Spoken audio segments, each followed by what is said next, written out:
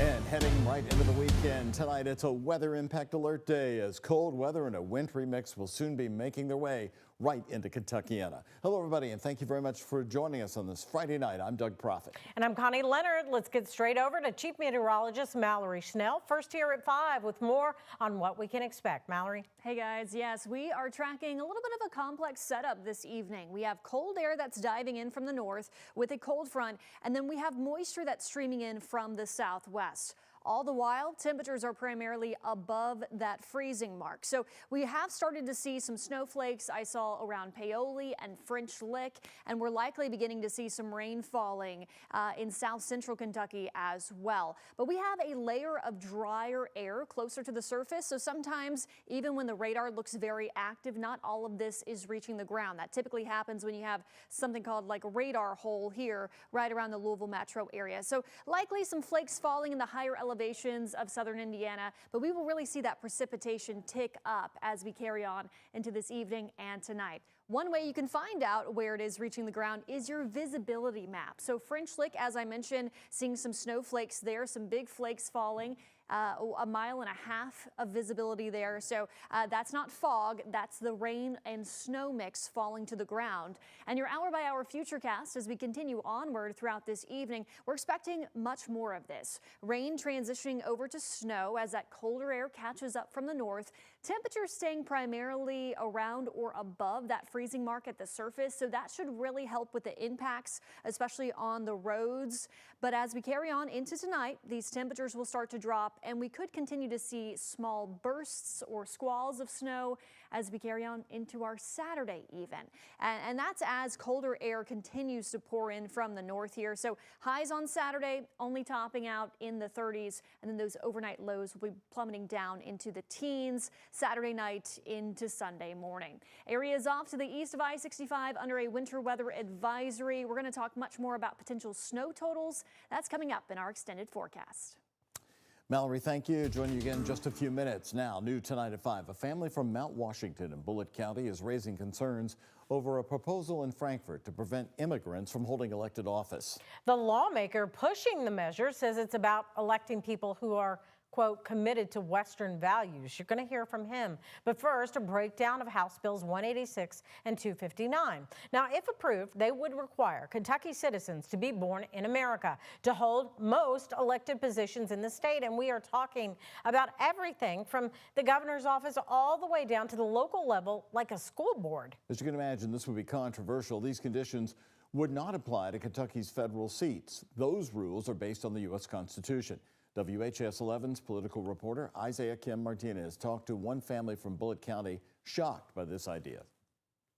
This is the National History Bee. This was when I was in 4th grade. I was a quarterfinalist. 13-year-old Silas Goki of Mount Washington is a history whiz, and he's got the awards to prove it. This is the U.S. military history exam. I placed first out of all the kids who took the test. The 7th grader is also fascinated by national politics and foreign affairs. All the wars that are happening currently, like Ukraine, Russia, Israel, Palestine, all those wars. Silas's mom, Maria Goki. He likes to talk about the news, and he'll bring it up to his dad and I and ask our opinions on things. But it was a Kentucky political headline that prompted conversation in their household this week. News from the state capitol that one lawmaker had filed 2 bills aiming to prevent any Kentucky citizen not born in America from holding most elected positions in the state, from governor to state lawmakers, from a local mayor to a school board member. Something Silas, a naturalized U.S. citizen born in Taiwan and adopted as a baby, is interested in someday.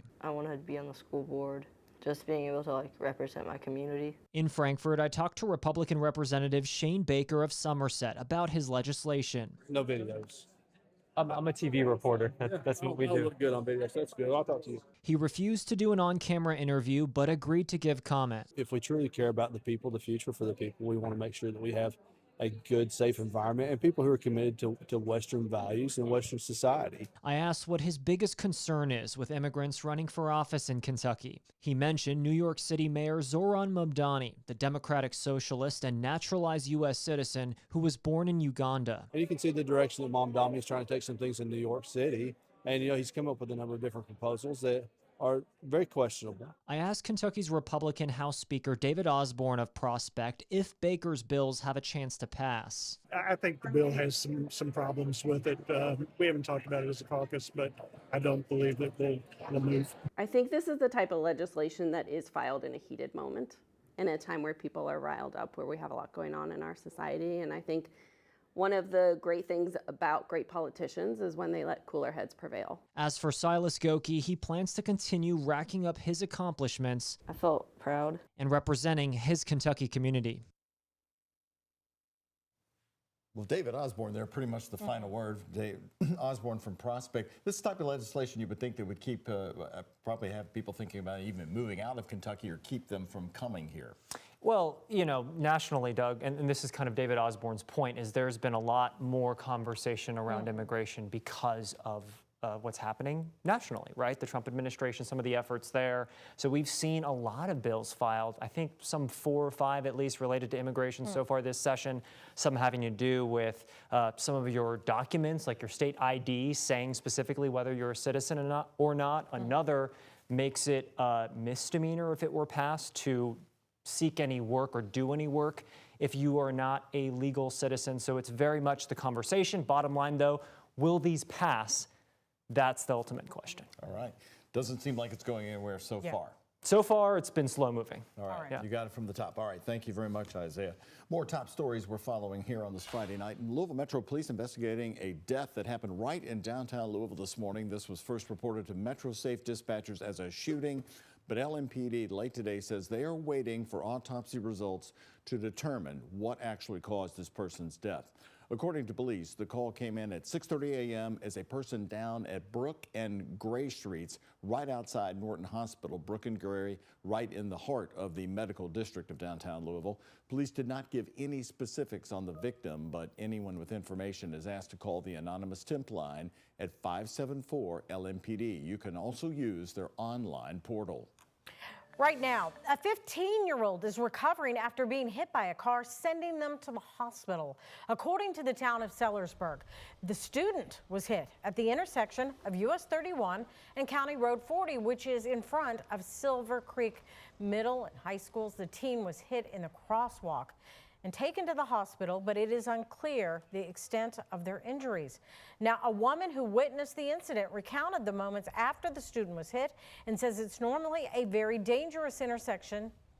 I called 911. I kind of just held him still and tried to keep him calm because when he came back to, he was freaked out, of course. These are people's babies and they cross every day. And in a social media post, Sellersburg says the driver was arrested on charges of operating while impaired. We'll have more coverage on safety issues at this intersection on the night team tonight at 11. Well, happening today, Metro Police welcoming new officers. The police department has been seeing a rebound of more recruits ever since the protests of 2020, and today it was Metro Police and alcohol beverage control. Congratulations and thank you.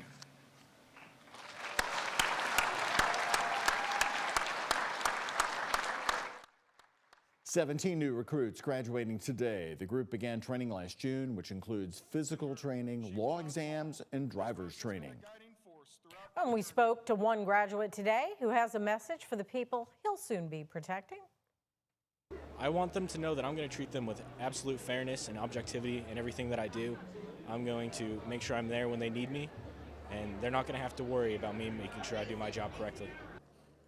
And this class was made up of 15 men and 2 women. 6 of the recruits had prior military experience and 3 had prior law enforcement experience.